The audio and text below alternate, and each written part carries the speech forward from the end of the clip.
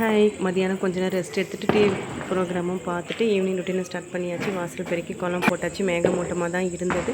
சூடாக ஒரு லெமன் டீயும் போட்டு குடிச்சிட்டு லக்ஷ்மி குபேர பூஜை பண்ணலான்னு சொல்லிட்டு சுவாமி படம்லாம் அரேஞ்ச் பண்ணிகிட்டு இருக்கேன். லக்ஷ்மி தாயாருக்கு பிடித்தமானது என்கிட்ட இருக்க பொருளை மட்டும் அரேஞ்ச் பண்ணிகிட்டே இருக்கேன்.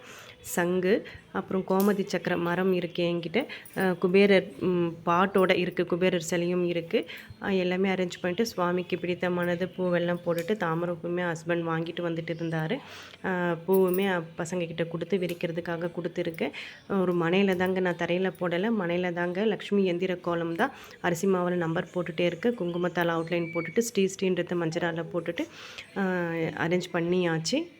இப்படி தாங்க நான் அரேஞ்ச் பண்ணியிருக்கேன்.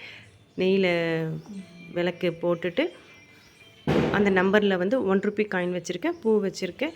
எல்லாம் அரேஞ்ச் பண்ணிட்டு இது சுவாமிக்கு அர்ச்சனை பண்ணுறதுக்காக நான் 108 அர்ச்சனை இல்லைங்க, 9 காயின் தாங்க, ₹5 காயின் வச்சு தாமரை இதழால் அர்ச்சனை பண்ணுறதுக்கு வச்சுருக்கேன். வீடு ஃபுல்லாகவே சாம்பிராணியுமே போட்டாச்சுங்க.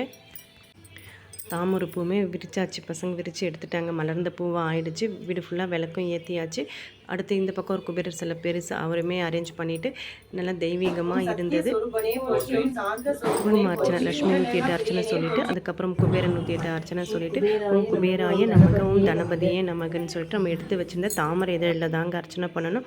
9 காயின் அதுவுமே அர்ச்சனை பண்ணிவிட்டு நல்லா வெற்றிகரமாக லக்ஷ்மி குபேர பூஜையை நான் நிறைவு செஞ்சுட்டேங்க. சுவாமியை நல்லபடியாக ப்ரே பண்ணிட்டு அவங்களுக்கு பிடிச்ச அவள் பாயசம் தாங்க வச்சுருந்தேன் இன்றைக்கி நிவேதனமாக. அதுக்கப்புறம் எங்கள் வானவேடிக்கை தான்.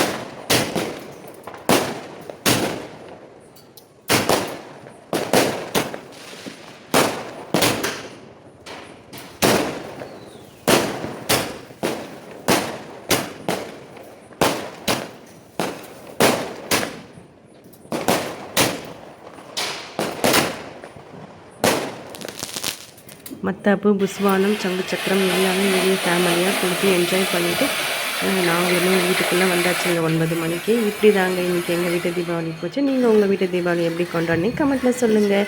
எல்லோரும் நல்லா இருங்க, நாங்களுமே நல்லா இருக்கோம். ஓகே ஃப்ரெண்ட்ஸ், பாய்.